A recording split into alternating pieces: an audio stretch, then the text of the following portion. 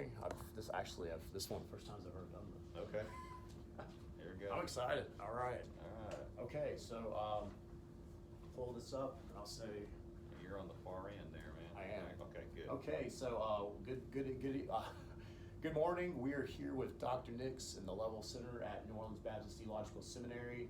Dr. Nix is my favorite professor here in the master's program. He has a heart for evangelism and a gift in preaching, and so I'm excited here to be interviewing Dr. Nix for my interpersonal relationships group presentation with Jared and Chris on church conflict. So Dr. Nix, you want to tell us a little bit about yourself, what program you're over? Yeah, I teach evangelism and preaching, and I'm over the Level Center for Evangelism and Church Health, and I'm the Director of Supervised Ministry. So those are the main things I do. I'm former Pastoral Ministries Division Chair.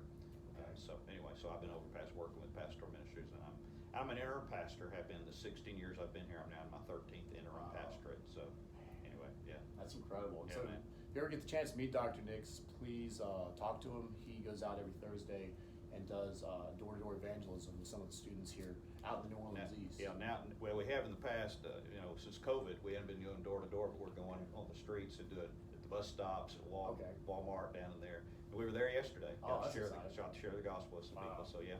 Yeah, but I still take students out on Thursday afternoons. We've had to, as everybody's had to do, a little bit of, shifting because of COVID. So social distancing kind of thing. That's the way to do it. So it's just door-to-door is a little bit of a struggle right now, but we'll get back to it soon. We will, God's time. Yes, sir. So this morning we'll be talking about, Dr. Nix I'm going to have 6 questions for Dr. Nix, and he's going to be talking to us about church conflict.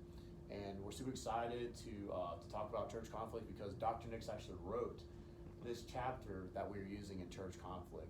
So I'm going to ask Dr. Nix 6 questions, and we're going to give some feedback from him. And I hope this this interview serves as a blessing to you guys in our class.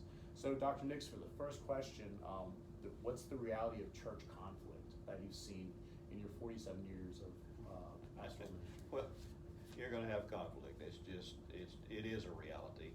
And it's not that it's necessarily negative all the time. Conflict doesn't always have to be negative, but generally it ends up being negative. But just because you have people and you have issues and things you deal with, community, you're going to have different opinions, different ideas, and you're going to have conflict. So conflict happens in the church. It's just a reality. And if we try to act like it doesn't, or think everybody's going to get along and it's all be wonderful, well, that's ideal, but reality is you're going to have conflict. Wow. And so one thing I take away from this is, as you said, you can't escape it. Yeah. It's just going to happen. It's going to happen. You got to learn to deal with it, right. And not try to ignore it. And here's what I found. If you try to ignore it and act like it's not there, actually what happens, it goes underground and it erupts later on. It usually gets worse. Wow. Now, there's some things you may not need to just confront immediately, and things can get a little better, but generally you have to go ahead and take care of the issue, or it will just grow and get worse. That's what I found. That's good advice. Yeah. We'll skip on to the next question. Sure. What are you talk about conflict happening. Yeah. It's going to come to you. So what are some of the reasons for that church conflict? Yeah, well, I just said because we're people, man, just people. And because as people, we have a sin nature. So that means we're selfish. That's the biggest lesson I learned when I got married. I learned I was one selfish dude. Wow. We're self-centered generally, and carnality can creep in. And sometimes there are conflict in churches or theology, but not near as much as people tend to think. But there are some generational differences. Then, as I've shared in that chapter, one of the biggest issues I found that causes conflict in church is control. That is probably the number one issue, besides the fact that we're just people and we're going to have conflict, we're selfish. But power, control, the leadership aspect, that tends to be where I find most conflict happens in the life of a church. And out of that, you have different, somewhat generational, but you have different values, different goals, and then different methodology of how you think things ought to be done.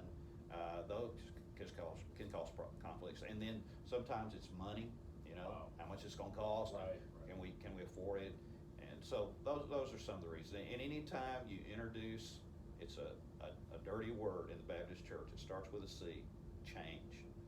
Anytime you try to bring change. We are creatures of habit. Wow. We like what we like, and change will create conflict. Now again, that doesn't always have to be negative, but there's going to be some friction and tension because of change.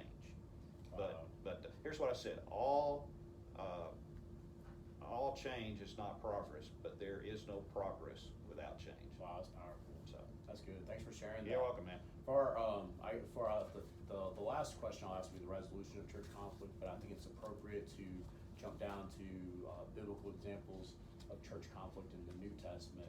Maybe 3 examples that you've seen of Yeah. biblical examples of church Well, conflict. some that one immediately comes to mind is Paul and Barnabas, and part of the reason for that is that Barnabas is a son of encouragement. And Sure. Paul wrote over half our New Testament, great men of God, and Barnabas is the one that really kind of promoted Paul when people were afraid of him, when he was, persecutor of the church, and then they're like, he's just going to be infiltrate here and come after us in a clandestine way. But Man, wow. but he supported him. But then because of the situation with the guy with your name, John Mark, they had a split, man, because of that. Right, And right. of course, God even used that two different missionary journeys out. But that was an incredible conflict that caused 2 guys who were especially close as friends and as co-workers, that they had a conflict so much so that they split apart. Wow. So it's hard to believe that those kind of men, but again, God redeemed that, and then later on, it's maybe more than you want, but later on, Oh, it's all good. he wanted John Mark to come back. He'd be useful to me, but at first it was a struggle. But anyway, Wow, so that's one, and then also Paul and Peter, the 2 right. primary personalities that we see in the book of Acts. That Peter generally to the Jewish nation, and Paul to the Gentiles. But I mean, there was a little bit of crossover there, no question. But they're the ones that God used the thrust of the gospel. But then they had a falling out because Peter kind of backslid into being more with the Judaizers, that we got to fulfill the law, and wouldn't associate with the Gentiles, which he did in Cornelius' household, led them all to Christ. But then later, and so he said so much, I confronted him to his face. Wow. So that's conflict. Man. But and I think I may have shared one in my chapter in the book of Acts, and I'm generally saying with that, but you have different aspects going along of what's happening. Man, you have Pentecost, the coming of the Holy Spirit, Peter preaching a sermon at Pentecost, 3,000 people, then the gate beautiful, the lame man is healed, and then 2,000 more, so we have 5,000 at least men in the church, and probably more than that we know though are baptized and become part of it. And then you get to Acts 6, and you have internal conflict in the church because of the feeding of the widow ladies, of those that were the Hebrews, and then the Hellenistic, the Greek. And so that's your first real internal conflict, and it's over food distribution to widows. Wow. And then it's very interesting, the solution to that was what we call deacons. The prototype of deacons, or the first deacons, they selected men to wait tables to take care of that problem so that the apostles could focus on the word and prayer. So those are 3 examples. Wow, those are good examples. Okay. So I would definitely use those. Sure, Thanks man. for sharing, man. You're welcome. I don't think I've ever heard. I've heard about the Barnabas and Paul conflict. I've heard about John Mark and Paul conflict, but I've never heard. And I've heard about the Pentecost, but the other 2 that you shared, I've never heard. And so Okay. that was like a light bulb went off in my Okay, head. cool. Good stuff. Okay, and then finally, let's see. We talked about types of. What are some? This is second to last question. What are some types of church conflict? When you talked about generational trends, you talked about generational you differences. talked about the power. So I guess you kind of power addressed control. that. And then there was another one you glanced on. Theology was another Theology one. sometimes, and yeah. then you were talking about just we're selfish, Yeah. But a question I had was, what were types of church conflict? And you kind of addressed that. Would you Yeah. like to go a little more detail? Okay, sure. Sometimes, we talk about the power control leadership. Sometimes you actually have personality conflicts in the life of the church, but sometimes it's within the staff. We didn't really talk about that a while ago. But sometimes you have staff conflicts with ministers that are working together can have problems. And so that's something I had to deal with as a pastor in the churches where I was full-time pastor for many years, and Was this during one of your interim pastor no, jobs? when I was full-time, but I have had some with interim pastors where there's been a little conflict with staff members, and you have to work through that. Again, there are differences on how we're gonna do things, how we're gonna pay for something, those kind of things that Sure. we talked about, so. That's good. And so I guess we're going into our last. But let me give you one more thing, Go can I, one John more. Mark, Yes, one thing please do. that I really hadn't touched on, and I probably touched on in my paper. think it'll help. Sometimes it's just spiritual warfare, because we've got an adversary, the devil, and he's coming against us, coming against the church, and sometimes he's just stirring up things, you know. So that's sometimes the reason for conflict, and the kind of conflict, it's just spiritual battle that you're doing, and especially if you're going to be an evangelistic church trying to reach people, you're going to have spiritual pushback from the devil, spiritual warfare that will happen. And sometimes it gets on in the church. And also, the devil likes to stir up conflicts more than you want, maybe free good. for this interview. We need to hear it. He stirs up things internally in the church, and what happens is the church turns in to deal with all their issues and struggles, and they're no longer turning out to the Great Commission. So it's one of the strategies of Satan. I call it distraction and disunity that he uses to keep the church from being focused on the gospel, reach people with the Sometimes, gospel, Great Commission. what I take is the church can sometimes be, some churches are faithful. Yeah. And they're doing great things, and that's when the enemy strikes in the He's going to come hearts. against them. You know, That's exactly so right. that's what I take away from. That's helpful. Thanks for sharing. Yeah, I you're think sometimes at least this is, as a Southern Baptist denomination, sometimes we think we're exempt from spiritual warfare. Maybe because of our theology, maybe we think that some people might think it doesn't happen, some people might think Yeah. that they're not the target, but I think when we have that mindset, the enemy is out to get us. Yeah.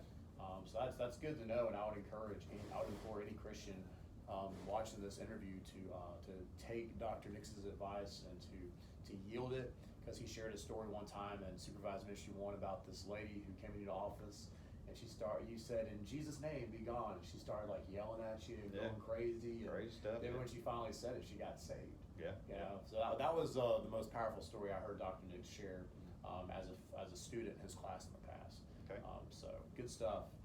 So the last question, taking everything we've talked about and observed, what are some resolutions for some examples of that church conflict? Okay.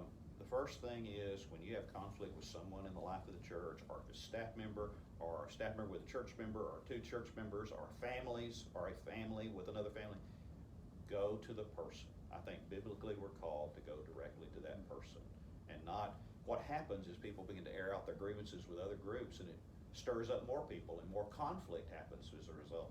And go to that person and go to them. You know, in Matthew 18, it talks about going to a person if you, and also Jesus shared in the Sermon on the Mount, if you have your offering at the altar and realize someone has aught against you, then you go and resolve it, and then come back and share your offering. So go to the person personally. So that's the first thing.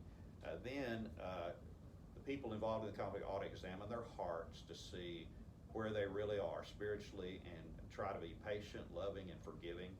And so we try to get our hearts right. And then third step I share is that you go directly to a person. I already said go directly to a person. Let's see, what did I say? First of all, I said make it a matter of prayer. Wow, that's good. Then examine your heart. Then make certain the practical side as you go to that person. I got out of order here what I was doing. That's okay. Then once you've done those three things, make it a matter of prayer. Right. Examine your heart in the situation, because God can show you you're wrong and you just need to go apologize. Sure. You know, or you may think I'm right on this, but we need to work through it. And what I used to, when I first started as a young pastor, I was kind of a win-lose guy. I'm going to win, you're going to lose. I know what's right. And then I began to learn, you know, sometimes I may very well be right and they may be wrong, but rather than it win-lose, that we can work on it, try to maybe compromise a little bit. I don't even like the word compromise. Same. But then I got married, and you learn how to compromise. If you don't, you're going to have more conflict in your marriage. So you learn to compromise positively. That's good. And so you have compromise. And what I've tried to help with my staff and for myself is, in leadership in the church, try to have a win-win situation rather than a win-lose situation. That's good. You know, and then I share in the chapter that you probably read is that there are some steps called collaborative problem solving, and that's not original with me. I got that from Dr. Lloyd Elder many years ago. I knew him before he passed away, And it just talks about defining the problem, okay, identifying the causes of our conflict, you gather information, see what we have here, what's really going on, look at options, and that's what I was not good at in the beginning. I didn't look at options. It was kind of my way or the highway. This is the right way to do it. And then I'll begin to see, there may be other options. People may have better opinions than me. And so let's look at it, or better options. And then together try to decide on the best solution, and then take action and move forward. And then always look back, okay, how did it go? Evaluate the results. Maybe we won't get into this again because we've got it taken care of here. Or if we run into something similar to this, okay, we can back up the truck and go, okay, let's go at it again like this. So that's really good. I really appreciate it. I've learned a few new things here during this interview. I will say thank you so much, Dr. Nix, You're for welcome. taking your Friday afternoon or morning to share with us. And I hope and pray students that are watching this video that this will serve as a blessing for you with past church conflict or church conflict that will come. I know Dr. Nix would agree with me in that we promise it will come. That's right. But are we ready to handle it when it does? So anyway, hope you guys enjoy this video, and we will conclude now. All right. That's my first. Now that's going to be a lot longer than 5 minutes. Oh, I know, it's gonna So you're be- You're going to have to do